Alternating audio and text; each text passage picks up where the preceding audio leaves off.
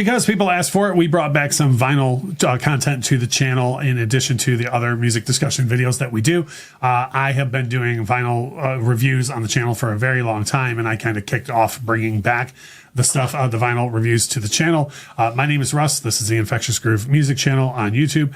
This is Lauren, and she is not new to the vinyl world, but more or less new to like, I don't want to say grading, but like reviewing vinyl releases.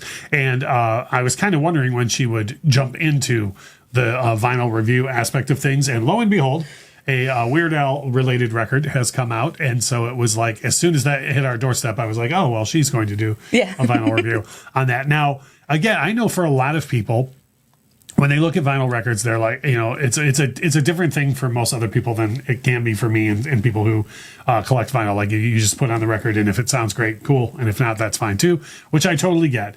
But for me, we never do on this channel like I'm going to tell you how to spend your money, but I try and say like if I was going to spend this money, would I spend it again, right? Yeah. After I own it, and for me, there's three things that I look at with things like that. And even though I've famously said on this channel before, you don't play the cover, like, but packaging matters to me, and a couple of different things about packaging matter. So when you first got this out, not looking at the vinyl or spinning it or anything, are you okay with the packaging? Do you think it's cheaped out? Do you think it's designed well? What do you think of the packaging? I think it's designed, great. The cover is the cover for the movie, and then like you open it up, and it's like the movie poster and some other stills from the movie, and like it's very like boom, like this is a big movie kind of feel to it. I was kind of surprised about is that it is an actual gatefold, and I don't say that because it's a Weird Al release. I say that because like we have a Fleetwood Mac double live album, The Dance, that should be in a gatefold and is not. So that record companies do cheap out on that. And to be honest, with this being a Roku film and like it's a Weird Al album, but not really. We'll get into that in a bit. I thought for sure it was not going to be a gatefold. So for me, just it being a gatefold, and then this is totally a me thing. Well, it's many other collectors' things. Stop with the paper inner sleeves. Stop it. If you're going to charge me, which we're going to get into in a little bit, a price $35 or more, stop it with the paper inner sleeves. I'm going to have to buy anti-static inner sleeves anyways. Please just give them to me. That's my only complaint about the actual packaging. Now, for most people, the sound is really all that matters. Yeah.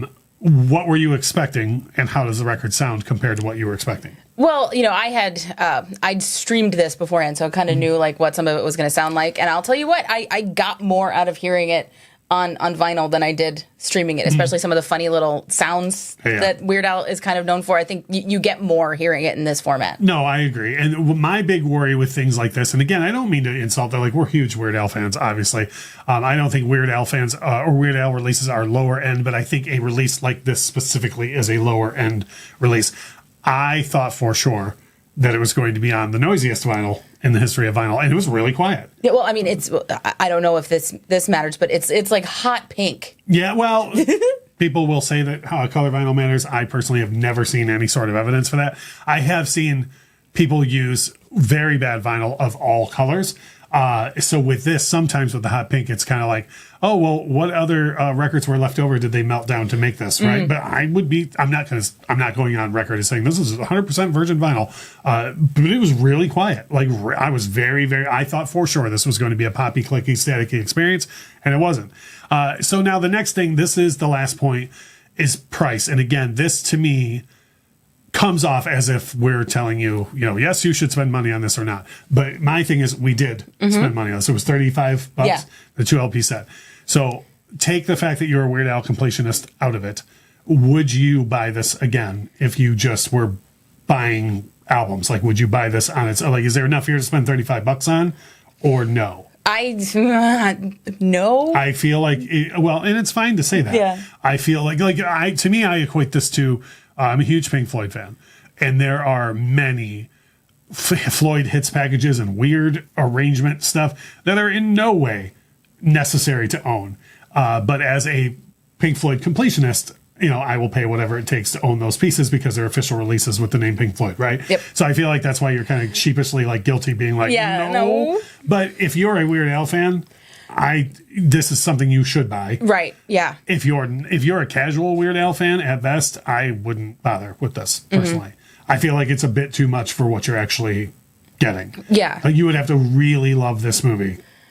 Yes, absolutely. So I guess UHF is like, I love the movie UHF, right? So I would listen to that record over and over and over because I love the movie clips that are from it. Mm-hmm. You know what I mean? Yeah. So with this, I found myself, when we listened to it, I found myself just being like, yeah, but I'd rather hear the original versions. Yeah. Of these a lot of the re-records. Mm-hmm. So basically, this is kind of what you were expecting review from. If you're a diehard Weird Al fan, then you're going to need to pick this up. Mm-hmm. But if you're not, I personally don't see $35 worth of value here. I'm also weighing in heavily. Stop it with the paper sleeves.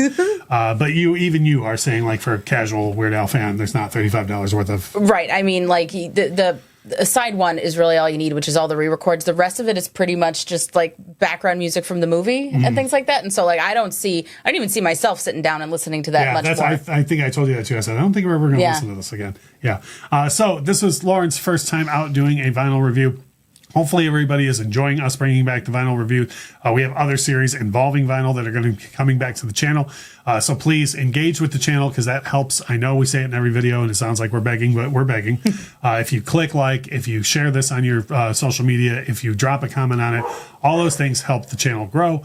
Leave us a comment with what you think of this release, what you think you'd like to see us cover on the channel, all that stuff, and it will help us out a great deal. And as we always say, thank you so much for watching.